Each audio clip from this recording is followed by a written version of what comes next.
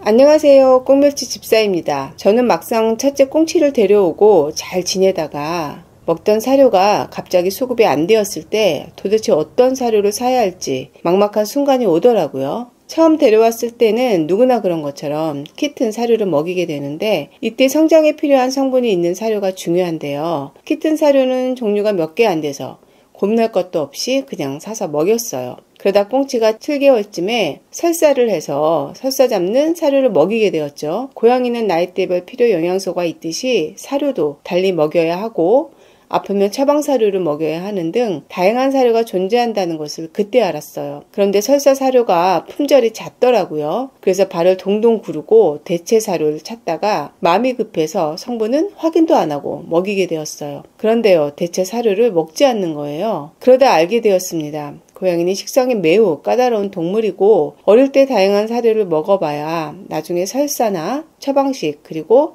사료를 변경할 때 좋다는 것을요. 즉 편식하지 않게 키웠어야 한다는 거였어요. 그래서 저처럼 사료를 급히 바꾸셔야 하는데 어떤 사료가 좋은지 제대로 확인할 시간이 없는 집사님들을 위해서 제가 개 고양이 자연주의 육아백과 책과 국내 고양이 영양학 전문의 정서령 수의사님의 채널 그리고 블로거 팩폭 집사님의 글을 참고해서 정리해 보았습니다. 그리고 관련 사료를 정리해둔 PDF 파일로 공유해 드릴 예정이니 끝까지 시청해 주세요. 제가 선정한 사료 기준은 7가지입니다. 첫 번째, 원산지가 어디인가? 우선 반려동물 선진국 사료들을 포함시켰고요. 미국, 독일, 캐나다, 뉴질랜드, 호주 정도입니다. 이렇게 선정한 이유는 이런 나라들이 반려동물 관련 법률이 엄격하기 때문이에요. 대체로 유럽연합 전체가 사료 규제를 관리하지만 독일은 특히 까다로운 국가 중 하나입니다. 사료 성분 표기가 의무이고 고기류 이런 식의 두루뭉실하게 표기하는 걸 허용하지 않습니다. 또한 원료 추적 시스템이 있어서 사료에 들어간 원료가 어느 농장에서 왔고 어떤 공장에서 가공했는지도 모두 추적할 수 있도록 하는 것이 의무예요. 죽은 동물 사용을 금지하고 동물 부위별 사용 범위도 정해놓고 있어요. 정기적인 사료 공장 실사를 하기 때문에 기준에 미달되면 바로 정지가 들어갑니다. 주는 대로 먹을 수밖에 없는 우리 아이들은 건강도 집사의 손에 달려 있어요. 그러니 어느 나라에서 제조되었는지 꼭 확인하셨으면 좋겠어요. 대표적인 독일 생육 사료는 플래티넘 미트 크리스프 치킨입니다. 두 번째, 사료의 원료 표기가 정확한가?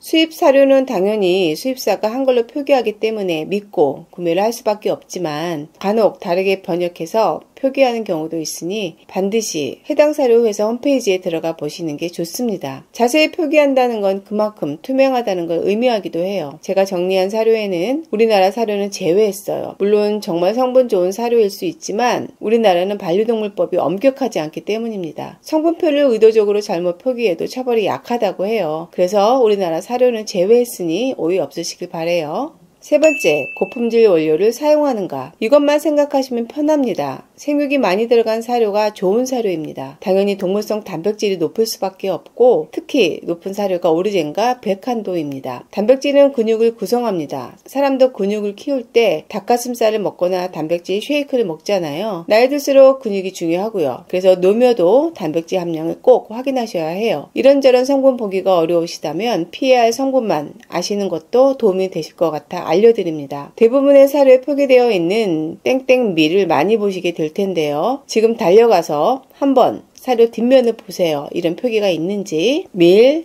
바이프로덕, 바이프로덕 밀. 한글 표기는 땡땡밀, 땡땡육분, 땡땡 분말 등으로 표기가 됩니다. 물론 다 나쁘다고는 할 수 없지만 렌더링 과정에서 어떤 성분이 들어갔는지 확인할 길이 없습니다. 그리고 정말 좋은 원료라면 표기를 안 할 이유가 없어요. 당당히 치킨이나 터키 등으로 써있겠죠. 개와 고양이 자연주의 육아백과 책에 따르면 Meat by Product에는 사람이 먹을 용도로 가공 처리하고 남은 음식의 찌꺼기나 곰팡이 핀 곡물, 안락사된 동물의 사체, 항생제, 살충제도 확인이 되는데 살충제는 파리나 해충을 제거하기 위해 가축에 살포하는데 그 가축을 사료로 사용한 경우 등이 해당됩니다. 그리고 4D, 죽거나 죽어가거나 장애가 있거나 병든 채 도축장에 도착한 것들입니다. 조사를 하는 과정에서 또한 안락사 성분이 사료에 검출된 적도 있다는 것이 충격이었습니다. 2002년 미국 FDA 산하 CVM은 일부 개 사료에서 펜트바르비탈이 검출되었다고 발표했습니다. 이 약은 동물 안락사에 사용하는 약물입니다. 물론 검출량은 매우 적어서 독성 위험은 낮지만 소량이라도 계속 먹인다면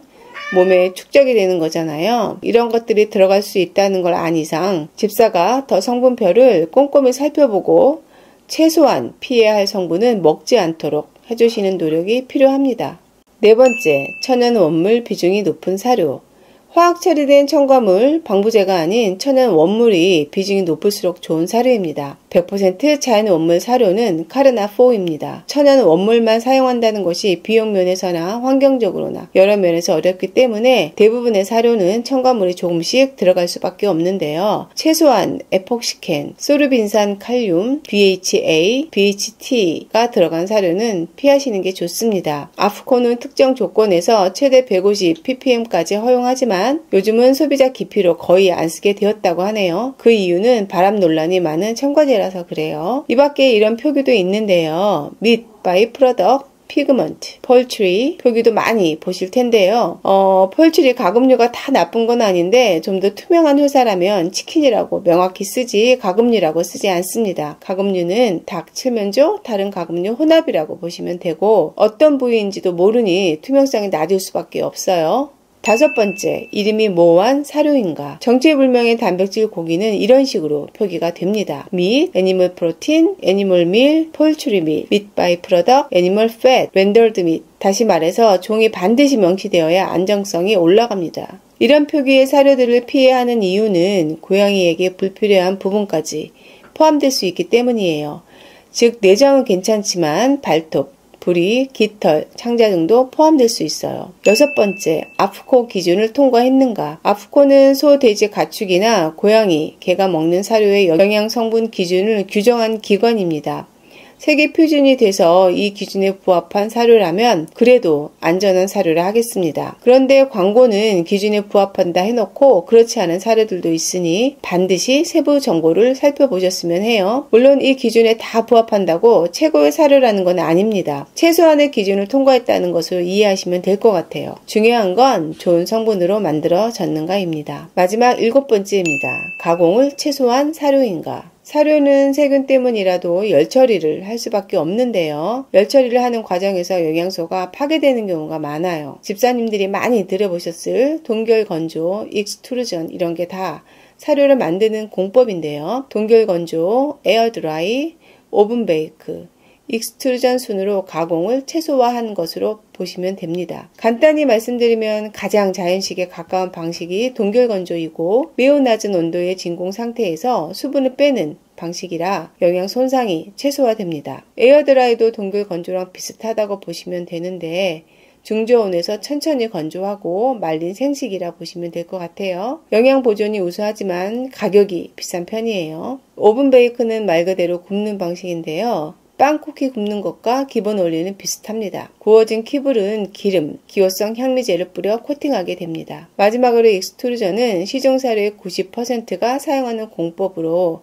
만드는 과정이 쉬워서 대량 생산이 가능하고 그래서 상대적으로 저렴합니다. 그러나 고온 조리를 해서 영양소 파괴가 쉬워요. 위 설명드린 공법들에서 어떤 공법이 더 좋다기보다는 영양소 파괴 순서 정도로만 보시면 될 것 같아요. 말씀드린 사료 공법의 예를 들자면 GP기 에어드라이 공법 사료입니다. 가격은 그냥 사악합니다.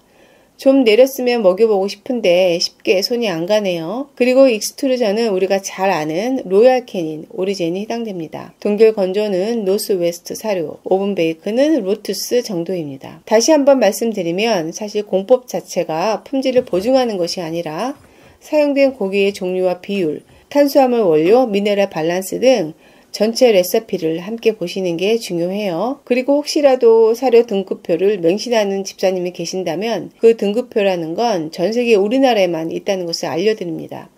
사료 회사의 마케팅이라 보시면 돼요.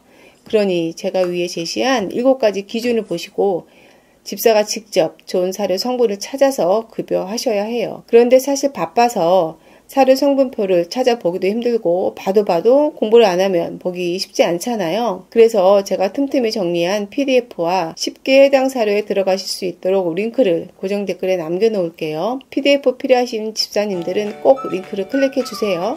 그리고 좋아요와 구독도 꼭 부탁드립니다. 항상 집사의 손에 우리 아이의 건강이 달려있다는 생각을 잊지 마시고 집사님들의 지갑 사정에 맞게 최소한 불필요한 성분은 피해서 건강하게 오래오래 키우자고요.